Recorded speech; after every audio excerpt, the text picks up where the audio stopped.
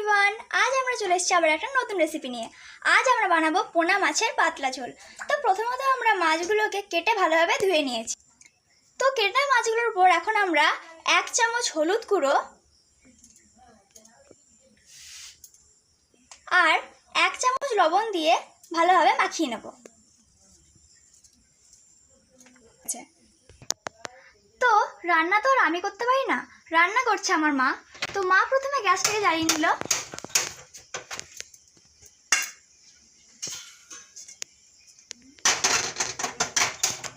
প্রথমে কড়াইয়ের মধ্যে 1 কাপ তেল ঢেলে নিল। তো তেলটা আমরা প্রথমে ভালোভাবে গরম করে নিচ্ছি। তো তেলটা ভালোভাবে গরম হওয়ার পর মাছগুলো আমরা এক এক করে তেলে ছেড়ে দিচ্ছি।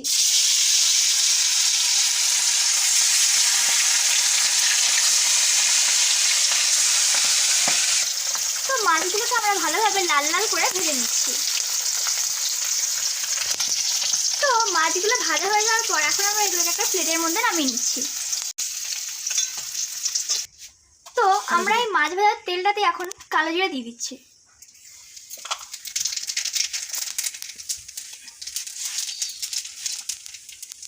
এবার আমরা সেখানে দিয়ে দেবো পেঁয়াজ কুচি। একটা মিডিয়াম সাইজের পেঁয়াজ কেটে নিয়েছি।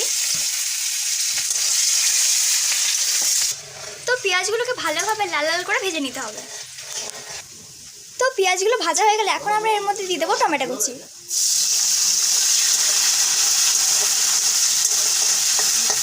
তো এর মধ্যে আমরা এখন দিয়ে দেবো 1 চামচ আদা বাটা, 1 চামচ জিরে বাটা আর হাফ চামচ মতো ধনে বাটা। তার সাথে 1 চামচ লঙ্কা গুঁড়ো, 1 চামচ হলুদ গুঁড়ো আর 1 চামচ লবণ। এরপরে সবগুলোকে ভালোভাবে নাড়িয়ে নিতে হবে।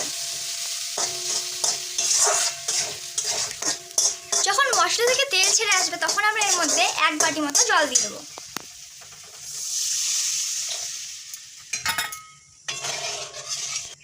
তো তরকারিটা এখন ফুটে উঠেছে। এবার আমরা এর মধ্যে ভেজে রাখা মাছের পিসগুলো এক এক করে ছেড়ে দেবো। তো এটার কালারটা খুবই সুন্দর এসছে। এবার আমরা এটাকে 10 মিনিটের জন্য ঢেকে রেখে দেবো। নামানোর আগে আমরা এর মধ্যে দিয়ে দিচ্ছি হাফ চামচ ভাজা জিরে গুঁড়ো আর হাফ চামচ ভাজা ধনে গুঁড়ো। মাছের ঝোল পুরোপুরি হয়ে গেছে। এখন আবার এটাকে নামিয়ে নেব। তো এটাকে আমরা এখন প্লেটের মধ্যে নামিয়ে নিয়েছি। এটা দেখতে তো খুবই সুন্দর হয়েছে। আপনাদের যদি ভিডিওটা পছন্দ হয় অবশ্যই বাড়িতে একবার ট্রাই করে দেখবেন। আর রান্নাটা ভালো লাগলে লাইক, কমেন্ট আর শেয়ার অফকোর্স